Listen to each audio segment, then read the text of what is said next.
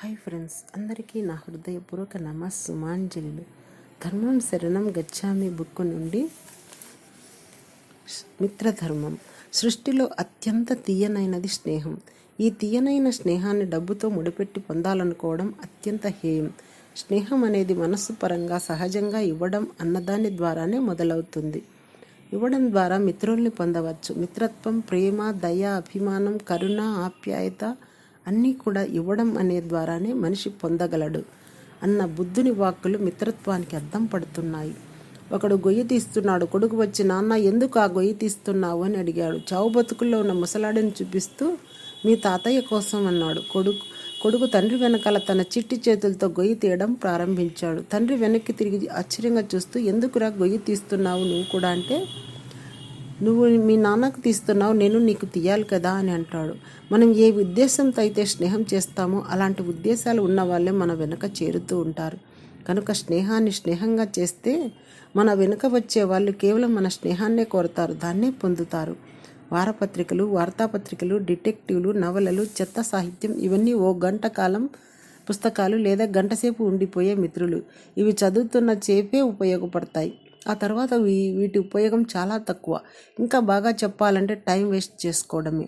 అయినప్పటికీ కనీసం చదవడం అనేది అలవాటు కావడం వల్ల ఈ అలవాటు చివరిగా మంచి ఆధ్యాత్మిక పుస్తకాలను చదవటం కోసం ఉపయోగపడుతుంది. ఆధ్యాత్మిక పుస్తకాలు చదవటం వలన గొప్ప గొప్ప మహానుభావులు మన మిత్రులుగా మారతారు. భగవద్గీతను చదివి అర్థం చేసుకోవడం ద్వారా కృష్ణుడు మిత్రుడవుతాడు. బైబిల్ను అర్థం చేసుకోవడం ద్వారా జీసస్ మిత్రుడవుతాడు.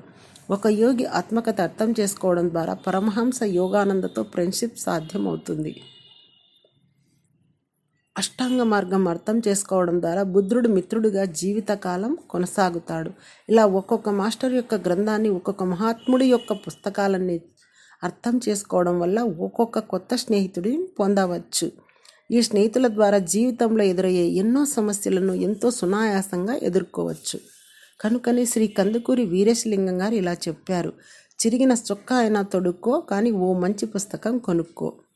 వెలుగులేని గది గోరీతో సమానం. పుస్తకాలు లేని ఇల్లు ఆత్మలేని శరీరం వంటిది.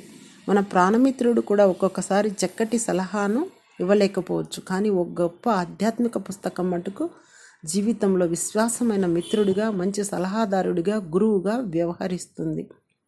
తల్లిదండ్రుల ప్రథమ కర్తవ్యం ఇంటి నిండా పిల్లల కోసం మంచి మంచి పుస్తకాలు ఏర్పాటు చేయడం. అదే తల్లిదండ్రులకు, పిల్లలకు వారసత్వంగా ఇచ్చి తీరవలసిన ఆస్తి. అంతేకాని ధన, కనక, వస్తు, వాహనాలు కాదు, మిద్దెలు, మేడలు కాదు. జ్ఞానం లేని వాడైతే ధర్మపరుడు కాకపోతే ఈ ఆస్తులన్నీ పోగొట్టుకోవచ్చు. అదే జ్ఞానాన్ని చిన్నప్పటి నుంచి అందించినట్లయితే వీళ్ళు ఎటువంటి సమస్య వచ్చినా సులభంగా బయటపడగలుగుతూ శాశ్వతంగా ఆనందంగా జీవిస్తారు. అన్నింటికన్నా ఉత్తమ స్నేహం ప్రకృతితో చేసే స్నేహం. ప్రకృతితో తాదాత్మ్యం చెందిన వాళ్లకు చెట్లు, కొండలు, నదులు, జంతువులు అన్నీ ఫ్రెండ్సే. వీటితోనే వీరు మాట్లాడుతూ ఉంటారు. అటువంటి వాతావరణం మధ్య జీవిస్తూ ఉంటారు. ఎవరైనా పచ్చటి చెట్టు కొట్టేస్తూ ఉంటే వీళ్ళ ప్రాణం గిలగిలలాడుతుంది. ఎవరైనా చెట్ల నుంచి పూలు కోస్తే కూడా వీళ్ళ శరీర భాగాలను కోసినట్లు భావిస్తారు. ప్రకృతిలో ఎక్కువగా జీవించడం వల్ల రోగాలు దరిచేరవు. ప్రశాంతమైన మనస్సుతో ఉంటాం. చక్కటి జీవనాన్ని కొనసాగిస్తాం. ప్రకృతితో విరోధం వల్లనే ఈనాటి కరువులు, క్షామాలు, తుఫానులు. ప్రకృతితో స్నేహం చేయడం మొదలుపెట్టినప్పటి నుంచి మనలోని సహజ గుణాలు పురివిప్పి నాట్యమాడతాయి. అవసరాల మీద కాకుండా ఆత్మజ్ఞానం పైన ఏర్పడ్డ బంధమే శాశ్వత స్నేహం. దీనిలో లాభ నష్టాల ప్రసక్తే ఉండదు. సహాయం అందించవలసిన పరిస్థితి వచ్చినప్పుడు అడుగకనే సంతోషంగా హాయిగా చేయడమే నిజమైన మిత్రధర్మం. బదులుకు బదులు కోరేది ఉండదు. Thank you.